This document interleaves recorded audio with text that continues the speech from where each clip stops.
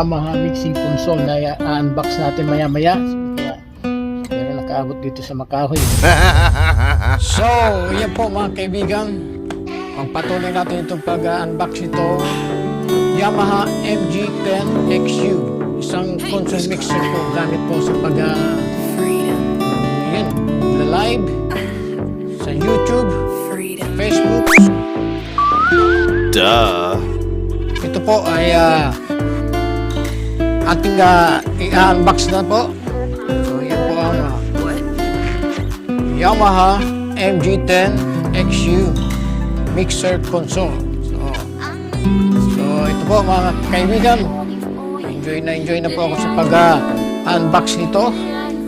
So ayan. Ayan.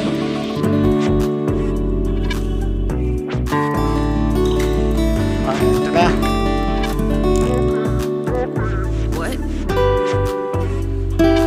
Ito.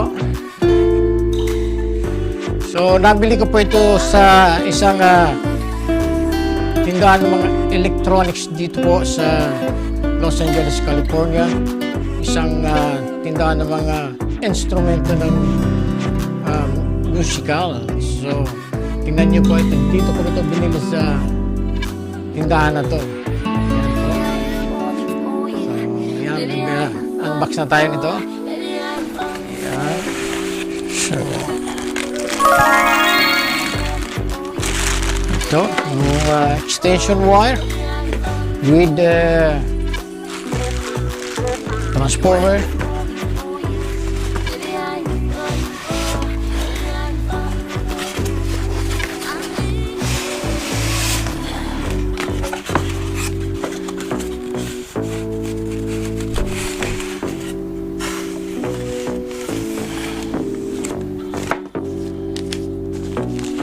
So, ito po.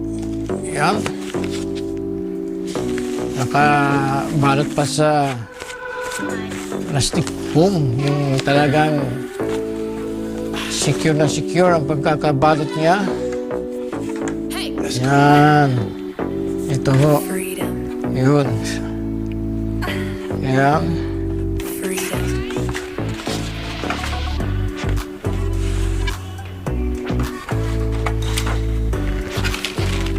Ito naman yung catalog niya, yung owner's manual. So, ayan po.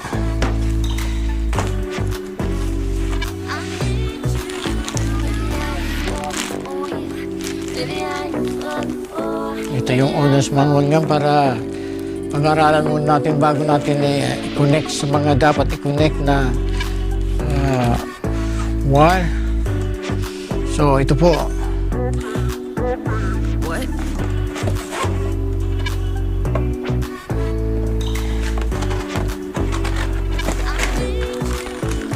So, ayan po talagang hindi natin masasabing local. Talagang original po ito. Made in Japan pa po ito. Ayan. Japan pa po galing ang manufacturing niya. So, ayan.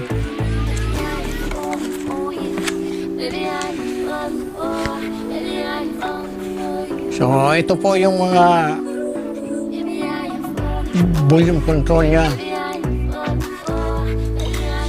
Apat po ang lalagyan ng mic. Itong control niya. Pinaka-gain. Kahit na ito, ilagay mo ito dito sa yan. And dyan. Kung hindi mo ito i-adjust, walang lalabas na sound. Kailangan i-adjust itong gain. At itong puti naman po ito para sa echo. At itong yellow, control na rin ito. So, 1, 2, 3, 4. 1, 2, 3, 4. Sa mic po yan. Pwede lagyan ng condenser mic. Tsaka dynamic mic. Yun. Tsaka ito mga in. Sa mga yan. At ito naman ang out. Ito po ang out niya. Ito ang headphone. right and left, out, going to speaker, or going to cell phone. Ito naman ang jack niya, RCA. Ito ang RCA. Ito ang 1/4 jack in. So ito po mga kaibigan ng Yamaha mixing console. So ito po.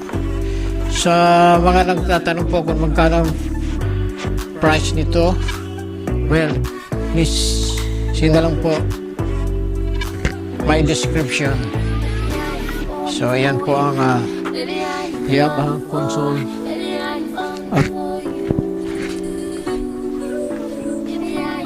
So ito po ang dynamic microphone. Ito yan yan. Kung meron pang yung condenser microphone dito. At dito po sa mixture na ito kasama na po ang phantom power. Ito po ang pulang ito. Ito po ang phantom power. So pag mix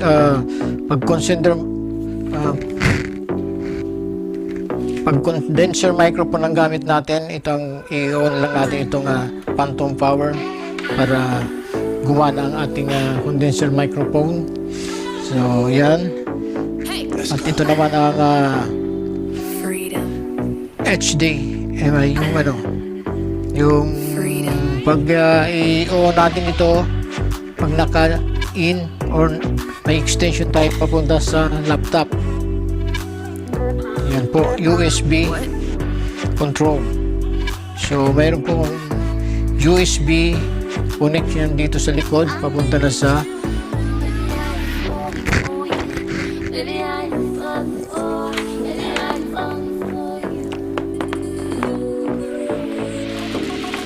at ito naman ang extension wire na.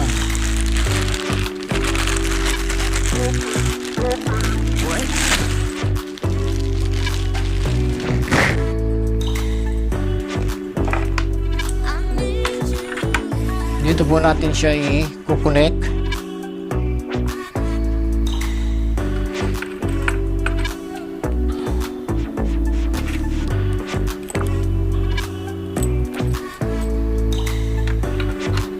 Tsaka meron po siyang lock.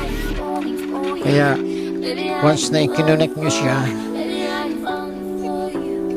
pipihitin lang natin itong lock na to para hindi siya mabunot-bunot ng basta-basta. So ito po ang extension wire niya, yung adapter para punta sa power, sa AC power.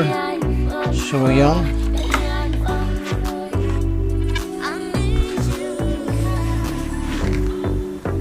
At ito naman po yung USB. Ito dito sa connect sa mixer at ito sa laptop natin or sa PC. Okay, just connect this here. Dito po. Yan. Let's go. Freedom. And connecting to your computer. So, hindi tayo in dito sa mga line na to coming from laptop or PC, computer or desktop. So ayan po, ito po ang Yamaha